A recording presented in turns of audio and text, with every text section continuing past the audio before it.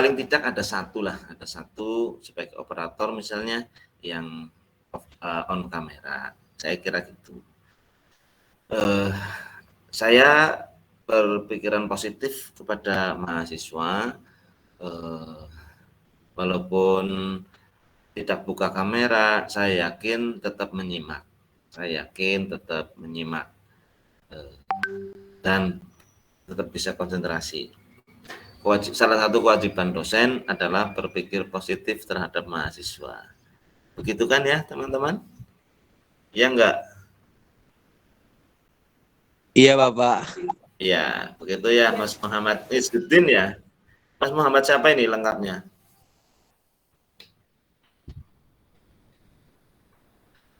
Ya, jadi seperti itu. Kemudian masalah kontrak pembelajaran, kemudian masalah evaluasi. Ini nanti akan saya matangkan dulu dengan teman-teman dosen agama yang lain. Sebenarnya saya sudah membuat konsep ya teman-teman, ini konsepnya mana nih ya? Nah ini konsep awal ini teman-teman. Saudara dibentuk 5 kelompok ya, kemudian membuat video semacam ya dokumenter atau apalah ya, nanti dipresentasikan di kelas ya, terkait dengan implementasi nilai-nilai keislaman dalam mengatasi kasus-kasus atau problem-problem kehidupan bermasyarakat, berbangsa dan bernegara. Maksud saya bahwa nilai-nilai keislaman ini harus bisa menyelesaikan problem-problem diri kita masing-masing. Kemudian kalau bisa kemudian merambah sampai keluarga, lalu merambah lagi sampai ke masyarakat, bahkan sampai luas bangsa dan negara. Ini harapan saya sebenarnya seperti itu. Harapan awalnya ya teman-teman. Mengapa nilai-nilai keislaman harus menjadi solving problem ya, pemecah masalah. Karena referensi yang terbaik dalam kehidupan kita adalah Allah dan Rasulullah, Al-Quran dan hadis. Jadi itu mengapa kemudian saya mengedepankan bagaimana Allah, bagaimana Rasulnya, bagaimana kata Allah, bagaimana kata Rasul. Gitu. Inginnya saya seperti itu. Ya, namun karena kita nanti akan menghadapi Ramadan, nah kami perlu atau kita semuanya berkewajiban memakmurkan masjid, ya memakmurkan masjid. Jadi untuk tugas yang ini saya pending dulu, saya akan komunikasikan dengan yang lain.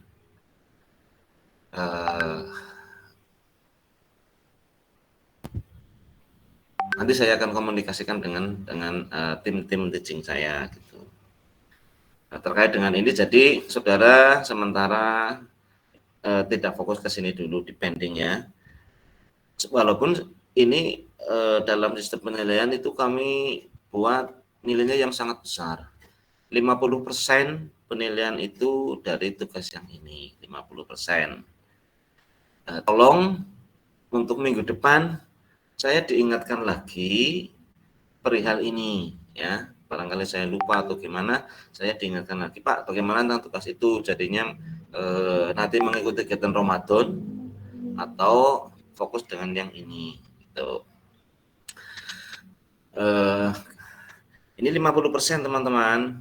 Jadi bagaimana kreativitas saudara mengeksplorasi gagasan pemikiran implementasi nilai-nilai keislaman ini kami nilai 50%. Ya, jadi nanti saudara sangat aktif nanti di sini harusnya gitu. Kemudian jadi pada intinya kalau ini ya terkait dengan ini, saudara menarik berbagai persoalan-persoalan, entah itu mulai dari pribadi, keluarga, masyarakat, bangsa dan negara, lalu bagaimana kemudian nilai-nilai Islam bisa masuk di sana, bagaimana nilai-nilai Islam bisa mewarnai dan memberikan solusi. Sehingga kita semua hadir di sini datang adalah untuk menyelesaikan masalah-masalah yang kita hadapi, baik secara pribadi maupun kita sebagai pribadi warga negara maupun kita sebagai pribadi umat Islam. Oke. Lah ini ya, nanti tentang sistem evaluasinya UTS 20%, UAS 20%, kemudian pembuatan video itu, presentasi video, mungkin semacam video dokumenter misalnya 50%, kemudian penugasan yang kedua. Nah, ini. Penugasan yang kedua ini 10% ya. Nah, penugasan ini begini teman-teman. Nanti teman-teman membuat kelompok, masing-masing kelas ini, kelas A dan kelas B membuat kelompok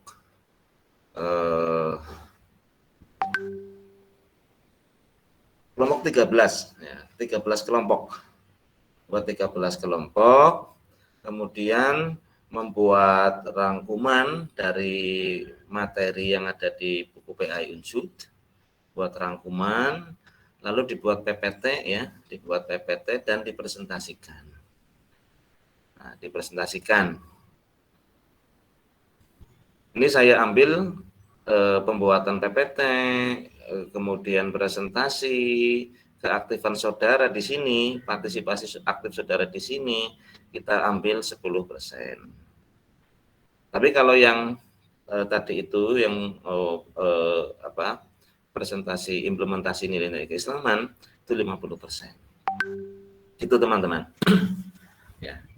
Untuk kelas A, apakah sudah ada yang hadir? Halo? Sudah, Bapak. Oh ya, mohon izin Mbak ya. Mohon izin sekali Mbak, ini ada miskomunikasi ya dengan saya ya, mohon maaf sekali. Nah, jadi untuk kelas A dan kelas B sama. Ya, kelas A dan kelas B sama. Kalau minggu depan kita gabung lagi, maka yang presentasi itu 2 kelompok, kelompok kelas A, kelompok 1, kelompok kelas B, kelompok 1. Secara bergantian, ya mungkin akan lebih matang ya, gitu. Jadi untuk prakteknya nanti silahkan masing-masing penanggung jawab kelas membentuk 13 kelompok. Misalnya mahasiswanya ada 60 misalnya, ya silakan mau dibagi berapa.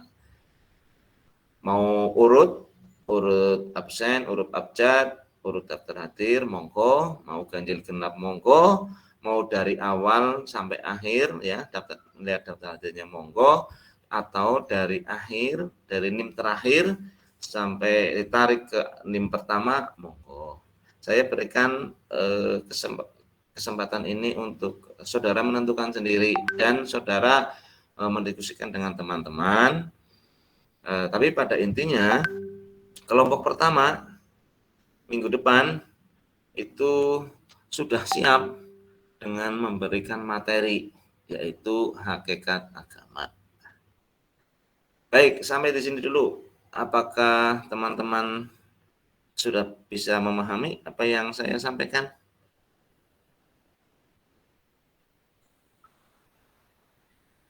Mungkin ada yang ditanyakan?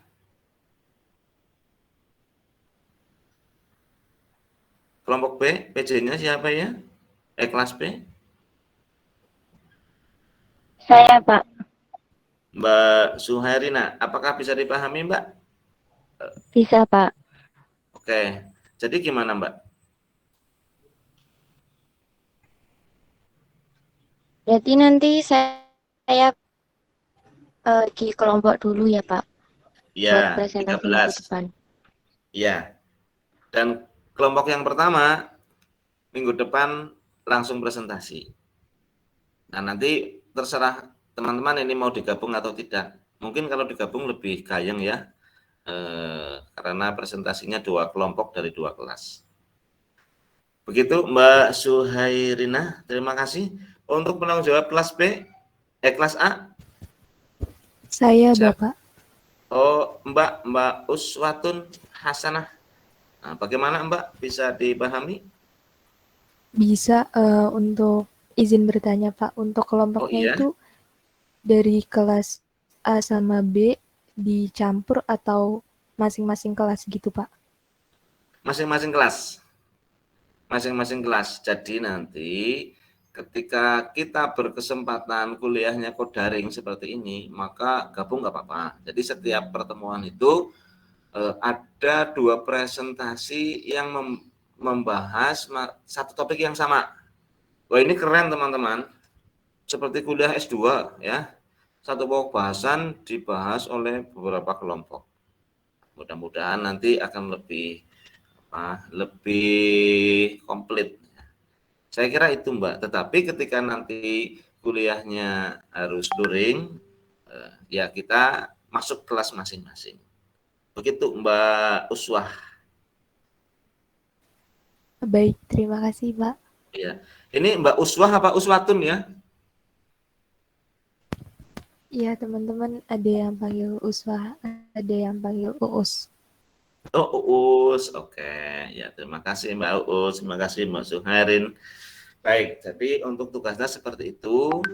Sekali lagi, yang pertama saudara fokusnya ke tugas yang ini saja dulu, tugas yang apa namanya, presentasi kelompok. Nah, mengapa seperti ini? Begini teman-teman, saya menggunakan teori kalau anak TK itu 100% partisipasi guru, 100%, katakanlah seperti itu, partisipasi pengajar, partisipasi aktif ya. Nah, kalau SD peran dosen, peran guru itu mungkin sudah 75%. Peran aktif anak didik itu 25%. Nah, kalau SMA, SMP 50% partisipasi aktif guru dan murid sama. Kalau SMA itu 75% partisipasi aktif ada pada mahasiswa, pada siswa. Guru 25%. Nah, kalau sudah kuliah, sudah masuk perguruan tinggi, partisipasi aktif itu 100% ada pada mahasiswa. Dosen sekedar membimbing, mengarahkan, menjadi teman di dalam belajar, teman dalam diskusi, menjadi motivator, dan seterusnya. Jadi saya harapkan saudara ketika sudah masuki perguruan tinggi, saudara sudah merubah cara berpikirnya bahwa saudara ini menjadi aktor dari perjalanan pembelajaran saudara. Kami ini sebagai pendamping ya, barangkali ada kesulitan, barangkali ada sesuatu yang perlu didiskusikan atau perlu pematangan pemahaman. Nah, disitulah wilayah dosen.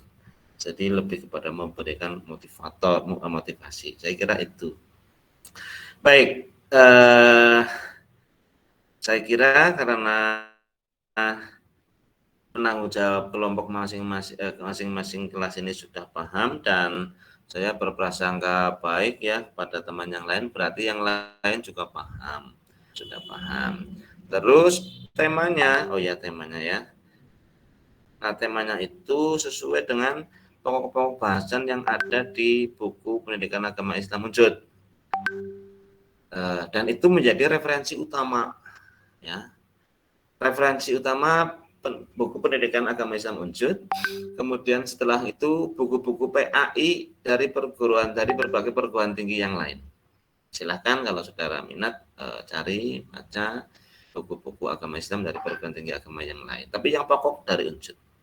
Kemudian yang lain, ada beberapa pendukung ya, misalnya ini saya cantumkan di sini ya. Ada metodologi studi Islam. Nah, ini menyangkut akad umum ya. Ada dari Tatang, Abdul Hakim, Jaih Mubarok, ada dari Abu Dinata, dan mungkin masih ada yang lainnya ya. Saya di sini hanya sekedar mencontohkan. Kemudian karena saudara ini sudah masuk perguruan tinggi, berarti saudara harus berpikir logis dan kritis. Nah, berpikir logis dan kritis ini mungkin akan sangat baik ya ketika saudara mencoba untuk memahami buku ini, Filsafat Islam, Sunnah Nabi dalam Berpikir. Ini karya salah satu guru besar dari UIN Yogyakarta. Pernah menjadi rektor ya. Nah, kalau tafsir tafsir ini saya sedang mencontohkan di sini ada tafsir Al-Misbah ya. Sebenarnya banyak tafsir yang lain ya, tapi yang saya tulis ini sekedar contoh ya. Kemudian ada materi yang tidak ada di buku ya teman-teman. Nah, ada yang tidak ada di buku, yaitu bagian terakhir, yaitu Islam perjalanan hidup manusia dan eskatologi. Nah, ini membahas persoalan-persoalan doktrin-doktrin akhir dalam Islam. Ada kematian, ada hidup mati, kemudian alam kubur, alam barzah, tentang hal-hal seperti itu. Nah, kemudian bagaimana kita hidup ini, kan hidup kita ini kan sedang dalam perjalanan ya. Perjalanan kita sekarang ini pada wilayah dunia. Nah, besok kapan kita tidak tahu ya, ke alam kubur, di situ sebagai alam penantian, dan pada akhirnya kita masuk alam akhirat. Nah, penjelasannya itu diantaranya itu ada di dalam salah satu buku ya. Ini Eskatologi Al-Ghazali dan Fazlur Rahman. Al-Ghazali ini mewakili pemikiran-pemikiran dari ulama-ulama klasik. Al-Ghazali ini sebagai argumentator Islam. Argumentator Islam itu salah satu derajat pangkat orang yang istimewa, yaitu beliau itu orang yang menepis atau mematahkan argumentasi orang yang tidak beragama ketika menyerang agama. Nah, beliau ini sangat ahli di bidang itu. Nah, kemudian Fazlur Rahman ini nama ini di telinga orang Indonesia mungkin familiar ya, karena banyak nama seperti ini, tapi ini bukan dari orang Indonesia. Saya lupa apa dari Pakistan atau dari mana, Afghanistan ya, saya lupa ya. Beliau seorang ulama besar, dan beliau di usia di bawah 10 tahun itu sudah hafal Quran, dan beliau juga guru besar. Nah, ini salah satu buku yang singkat dan sederhana saya cantumkan di sini, itu perbandingan ya antara Al-Ghazali dan Fazlur Rahman. Jadi kita dalam berpikir itu tidak jumud ya. Saya kira itu nih referensinya ya teman-teman. Jadi ada tambahan materi yang di luar buku, yaitu ini. Nah, mengapa saya tambahkan di sini? Karena di awal-awal kita kan membahas masalah hakikat agama, membahas konsep ketuhanan, membahas masalah keimanan. Nah, saya ingin akhirnya antara awal dan akhir itu harus sama, ya, awal dan akhir harus sama. Sehingga di bagian akhir ini stressing atau penekanan terhadap materi. Nah, penekanan terhadap materi ini utamanya adalah masalah keimanan. Nah, keimanan yang kita maksud di sini adalah memahami bahwa kita ini sedang berjalan sedetik demi sedetik menuju pada pintu kematian dan berjalan menuju ke alam yang lain sampai pada akhirnya kita kembali kepada Allah, dari Allah dan kembali kepada Allah. Innalillahi wa inna ilaihi raji'un. Kita ini dari Allah dan akan kembali kepada Allah. Sehingga ini menjadi bekal bagi kita semua, terutama bagi Anda, untuk menapaki perjalanan hidup selanjutnya. Ya, walaupun kuliah di matematika, walaupun kuliah di apalah gitu ya. Nah, ini sama ya. Sama, kita hidup di jalan yang sama. Walaupun mungkin ya ada gang-gang atau lorong-lorong yang berbeda, tapi itu masih dalam jalan besar, yaitu jalan Islam. Itu yang terakhirnya. Kemudian ada materi di dalam buku PA itu yang saya gabung, yaitu kebudayaan Islam dan masjid sebagai pusat pembinaan umat. Nah, ini saya gabung karena ini berdekatan ya. Dan memang ujung-ujungnya ketika kita bicara kebudayaan Islam, maka endingnya masjid ini harus menjadi pusat dari pembinaan umat. pusat dari kebudayaan Islam, pusat dari peradaban Islam. Nah, maka dari itu untuk dua materi ini saya gabung jadi satu. Tadinya mau saya gabung tentang ini sebenarnya, tentang hubungan Islam, tentang politik negara, masyarakat, dan kepemimpinan dalam Islam. Atau Islam, negara, dan kepemimpinan umat, ya saya buat itu. Tapi nampaknya terlalu luas ya, jadi biarlah, karena pada akhirnya saudara ini adalah para pemimpin, ya pemimpin di masing-masing wilayah. Nah, oleh karena itu saya tidak mengambil itu yang digabung, tapi yang saya gabung masalah kebudayaan Islam dengan masjid. Kemudian saya tambahkan bagian yang terakhir sebagai ending, sebagai penguat keimanan kita kepada Allah Subhanahu wa taala dan apa yang ditunjuki oleh Allah, yaitu perjalanan hidup manusia dan eskatologi. Memahami, mengkaji doktrin-doktrin akhir dalam Islam. Baik, mungkin sampai di sini dulu. Ada yang ingin ditanyakan? Barangkali silahkan.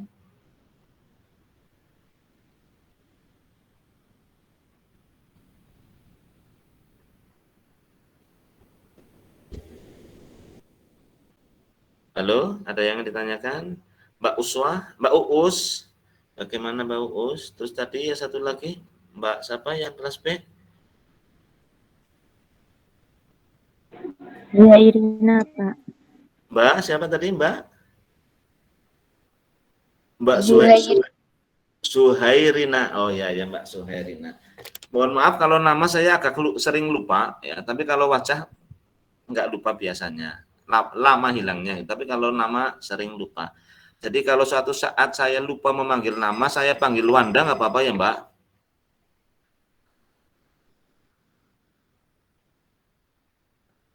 Wanda itu maksudnya Wanda tahu. Barangkali kelupaan ya. Mohon maaf. Jadi Mbak Uus, Mbak Suhair, Mbak Desi. Oke, mungkin ada yang ditanyakan teman-teman? Silahkan. Tentang materi. Masalah pengantarnya saya kira bisa dibaca sendiri ya. Nanti kalau ini saya tulis di sini ada visi misi, ada kedudukan pendidikan agama Islam dalam sistem pendidikan nasional. Ya, ada mengapa kemudian pendidikan agama Islam menjadi wajib, menjadi penting. Nah, ada dasar hukumnya, dasar hukum kita sebagai orang Islam, dasar hukum kita sebagai warga negara Indonesia yang ada komitmen bersama ya, ada landasan komitmen bersama yaitu ada Pancasila, UUD 45. Nah, ini kita juga pakai itu. Kemudian ada ayat-ayat Al-Qur'an, ada dasar psikologis, dasar moral, spiritual. Nah, ini nanti silakan saudara baca sendiri. Ini kedudukan PAI dalam sistem pendidikan nasional ya, monggo. Kemudian visi misi PAI seperti apa? Saya kira tidak perlu dijelaskan pun paham. Nah, peranan PAI saya kira mungkin seiring waktu saudara mengikuti perkuliahan, insya Allah akan bisa memahami masalah ini. Kemudian metode memahami Islam. Nah, ini mungkin yang sedikit perlu saya jelaskan. Jadi banyak orang Islam yang barangkali kurang tepat dalam memahami konsep keislamannya, sehingga Islam yang ramah kelihatan Islam yang marah, Islam yang santun, penuh senyum ya, seperti Mbak tadi siapa itu ya, Mbak Uus sama Mbak Suhair, wajah-wajah ramah, tapi yang tampil di publik sebagian tampil justru bukan wajah ramah, tapi wajah marah, wajah galak, wajah sangar ya. Kok Islam jadi gitu ya, menakutkan. Nah, mengapa bisa terjadi seperti itu? Nah, ini ada beberapa persoalan yang harus dipahami. Yang pertama bahwa Islam itu harus dipelajari dari sumber aslinya Al-Quran dan Sunnah Nabi, Sunnah Rasul, Al-Quran dan hadis. Nah, ketika kita memahami Al-Quran dan hadis, fokus kita itu kepada Rasulullah saja. Rasulullah itu orangnya seperti apa, profilnya seperti apa. Nah, profil-profil beliau, karakteristik beliau itulah yang kemudian kita implementasikan dalam kehidupan sehari-hari. kita memahami Al-Quran secara total nggak bisa, ya, karena kita bukan sekolah di ilmu Al-Quran misalnya begitu ya. Nah, tapi kita bisa punya akses yang mudah, yaitu kita mempelajari bagaimana karakteristik Rasulullah Shallallahu Alaihi Wasallam. Lalu kita praktekkan dalam kehidupan sehari-hari, kita implementasikan. Ini jalan mudah, kayak gitu ya. Jadi seperti itu. Kemudian bahwa Islam itu adalah jalan kesucian. Nah, ini kita tahu kan Rasul itu orang suci, Allah Maha Suci. Kitab suci, kitab kita Al-Quran ya kitab suci, ya kan? Nah, Islam itu jalan suci. Jalan suci. Kesucian lahir dan batin. Kesucian lahir dan batin. Jadi ini hubungannya nanti dengan perjalanan hidup manusia. Bahwa ketika kita lahir dalam keadaan suci, maka ketika kita pulang ke haribaan Allah atau kehadirat Allah nih teman-teman. Saya kok belum begitu paham tentang haribaan ya. Hariba itu bahasa apa ya? Tapi kalau kehadirat Allah ya, kehadirat Allah itu ya di sisinya ya, di sisi Allah, atau pulang ke rahmatullah. Nah, ini biasanya orang kalau meninggal itu kan disilahkan dengan almarhum, almarhumah, orang yang dirahmati Allah, disayangi Allah. Nah, itu kan gitu. Jadi ini jalan Islam sebagai jalan kesucian ini kaitannya dengan perjalanan hidup kita, bahwa asal usul kita itu suci karena kita diciptakan oleh Allah yang Maha Suci, maka harus pulang ke hadirat Allah juga dalam keadaan suci. Ya, suci di sini lahir batin. Suci di sini kita jangan terjebak pada sesuatu yang sifatnya lahiriah saja. Misalnya, Pak, nanti kalau setiap Islam meninggal itu kan disucikan, Pak, dimandikan. Iya, betul. Tapi itu baru lahiriah saja, teman-teman. Lahiriah saja. Kalau batiniahnya tidak suci, ya itu masih bermasalah lah kayak gitu ya. Jadi usahakan suci ini lahir dan batin. Kalau kita fokus juga kepada kesucian batin, bukan hanya lahirnya saja, artinya kita nanti akan sempurna. Pulang menghadap Allah itu dengan kesempurnaan. Pulang dengan kesempurnaan, pulang ke rahmatullah, ke haribaan Allah, pulang ke hadiratnya, pulang ke rahmat Allah. Gitu. Ini sebenarnya arahnya ke sana. Ini Islam itu jalan kesucian itu arahnya ke sana. Ya, baik. Kemudian Islam itu harus dipelajari secara komprehensif dan integral. Bahwa Islam ini sangat luas. Ya. Pengetahuan manusia belum sepenuhnya bisa memahami semua aspek agama. Tetapi dengan pengetahuan, dengan berkembangnya ilmu pengetahuan yang sangat beragam ini, kemudian bisa dijadikan sarana untuk memahami keislaman. Nah, yang dimasukkan di sini adalah bahwa Islam itu dipahami secara komprehensif dan integral, bahwa di dalam Islam itu banyak, ya paling tidak itu ada 3 sudut pandang ya, ada 3 bidang. Ada masalah keimanan, masalah akidah ya, akidah syariah, akhlak atau masalah keislaman, keimanan dan ihsan. Itu. Jadi ada 3 bidang itu harus komprehensif. Jangan hanya mengedepankan akidahnya, kemudian syariatnya, aturan hidupnya tidak beres, atau akhlaknya buruk, misalnya begitu ya. Ada 3 bidang itu harus integral. Kemudian mempelajari Islam itu lewat karya-karya ulama besar. Jadi kalau kita belajar agama sebaiknya itu melalui karya-karya ulama yang punya otoritas, punya komitmen dan integritas moral, juga punya otoritas dalam bidang keilmuan. Nah, otoritas ini biasanya yang dianggap punya otoritas itu adalah mereka yang dalam belajar agama itu melalui sanad, melalui mata rantai keilmuan, yang mata rantai keilmuan itu sampai kepada Rasulullah Shallallahu Alaihi Wasallam. Ya, sebab agama ini bukan hanya urusan akal, tetapi agama ini adalah urusan riwayat. bagaimana Nabi, bagaimana Allah, bagaimana Nabi, bagaimana sahabat, bagaimana para tabi'in, bagaimana generasi-generasi seterusnya. Tuh. Yang punya mata rantai, punya sambungan, punya ikatan, ya, ikatan pemahaman dengan para ulama sebelumnya yang sampai pemahaman itu kepada Rasulullah, kayak gitu, ya. Kemudian satu hal yang memang ini menjadi ini nanti hubungannya dengan kalau misalnya jadi ada apa namanya tugas implementasi, ya. Ini problemnya kita di sini nih. Ini di sini. Anda nanti bisa menemukan di sini, yaitu bahwa Islam dan umat Islam itu dua hal yang berbeda.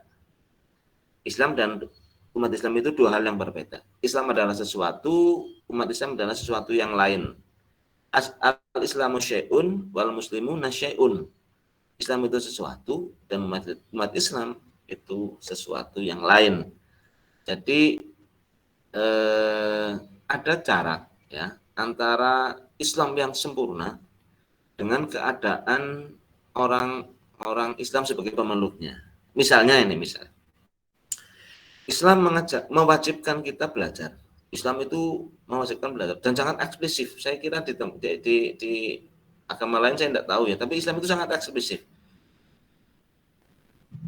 Talabul ilmi fardhatun 'ala kulli muslimin wal muslimatin. Bahwa belajar adalah kewajiban fardhah, ya, wajib bagi tiap orang Islam.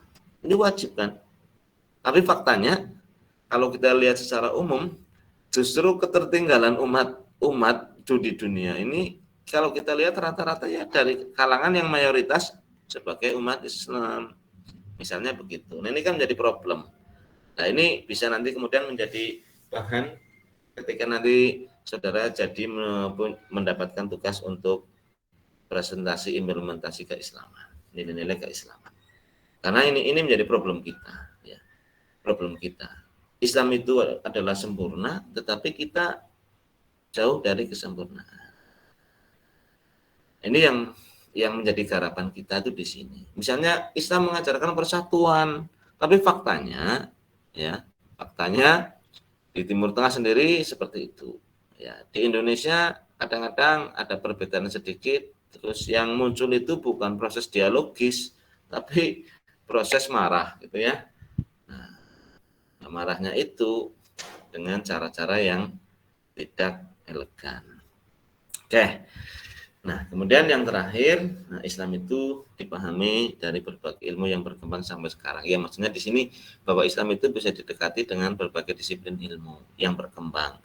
Nah, maka bisa saja Islam dilihat dari sudut pandang psikologi misalnya, ya. Islam dilihat dari sudut pandang ilmu-ilmu kedokteran. Islam bisa dilihat dari sudut pandang matematika misalnya, ya. Karena ada ulama, ya, ulama Islam, cendekiawan Islam yang ahli matematika, aljabar dan yang lain-lain, ya. Nah, atau misalnya karena ini adalah prodi matematika, saya teringat begini. Teringat ada di harian surat kabar harian Jawa Barat. Saya lupa itu namanya apa, ya, yang besar di sana. Dah lama masalahnya. Ada orang yang mengaku sudah belajar tentang semua agama, ya. Ada orang yang mengaku telah mempelajari semua agama, tetapi dia tidak menemukan keyakinan pada agama itu, pada semua agama itu, sehingga dia menyatakan diri sebagai ateis.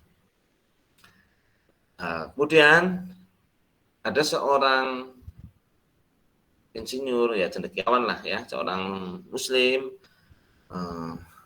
membalas atau menanggapi apa yang dia sampaikan.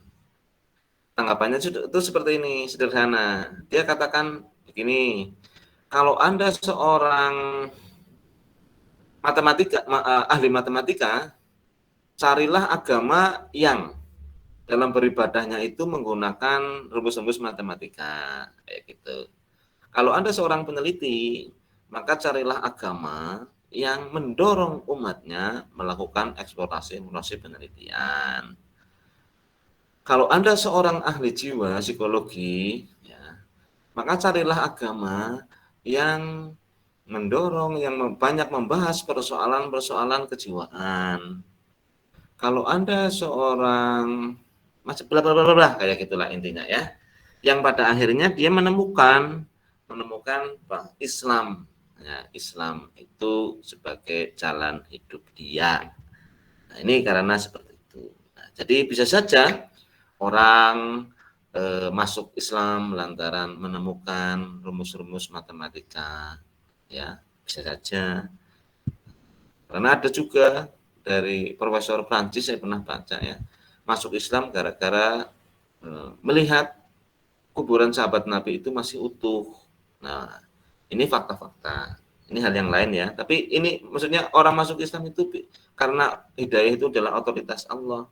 Ya, maka ya marilah kita buka semua ruang agar orang lain bisa masuk dalam jalan Islam. Saya kira begitu teman-teman. Mohon maaf. Mungkin ada yang ingin disampaikan. Silahkan. Mbak Uus, Mbak Suhair. Jangan lagi saya memanggil Wanda ya. Wanda tahu loh. Ya, saya harus manggilnya nama ya, karena sudah ada namanya. Monggo ada yang ingin ditanyakan terkait tugas, terkait dengan pengantarnya? Kelas A jumlahnya berapa Mbak Uus?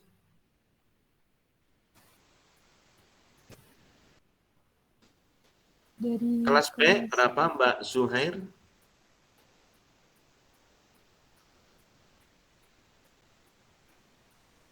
Kalau saya manggil Mbak Uswatun Hasanah itu dengan Mbak Uus, lalu saya manggil Mbak Suherina dengan Mbak Air ya.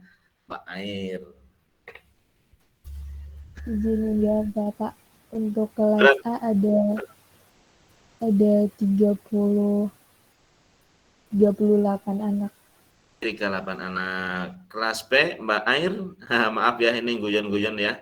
Kalau di awal-awal guyon-guyon kan jadi lebih cair. Mbak Air, Mbak Air. Tadi Mbak Uus, sekarang Mbak Air. Kelas B berapa jumlah Mbak Suhair? Kelas B 39 anak, Pak. 39 anak. 39 tambah 38.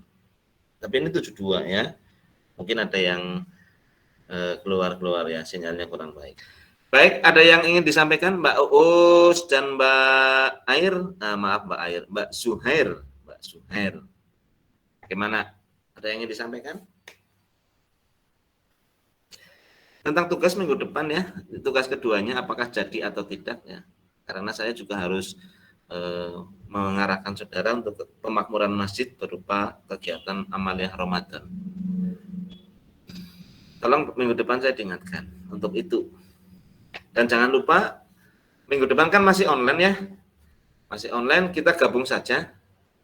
Kita gabung saja dua presentasi, dua kelompok yang presentasi dalam pokok bahasan yang sama. Sehingga mudah-mudahan akan mendapat pemahaman yang lebih. Oke, ada yang ditanyakan monggo, teman-teman? Apa sudah dianggap cukup? Jelas? Mbak Risa, Mbak Maimunah, Mas Muhammad Izzuddin bin Abdissalam. Mas Muhammad Izzuddin, benar ya? Iya, Pak. Jelas, Pak.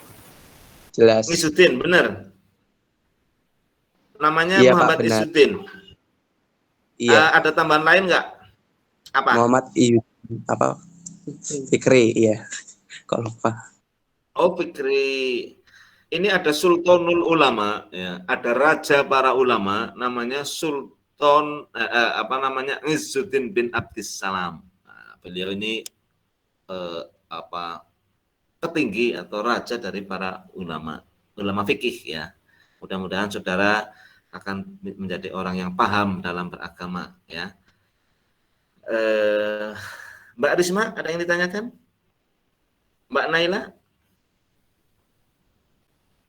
Nggak ada? Belum ada, Baik, Pak. kalau nggak ada, mari kita tutup pertemuan kita dengan senyuman ya. Mana senyummu, teman-teman? Aduh, ini walaupun off kamera ya, bisa lihat senyumnya ya, nggak apa-apa. Yang penting saya sudah mengajak senyum.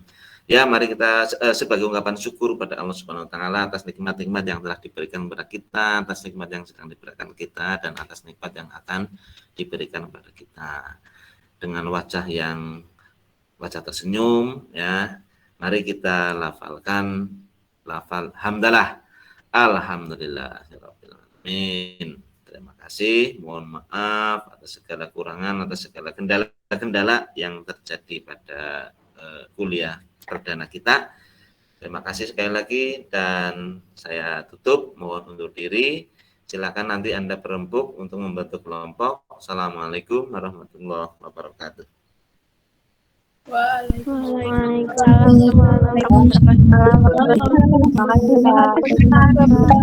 Terima kasih, mohon undur diri. Terima kasih.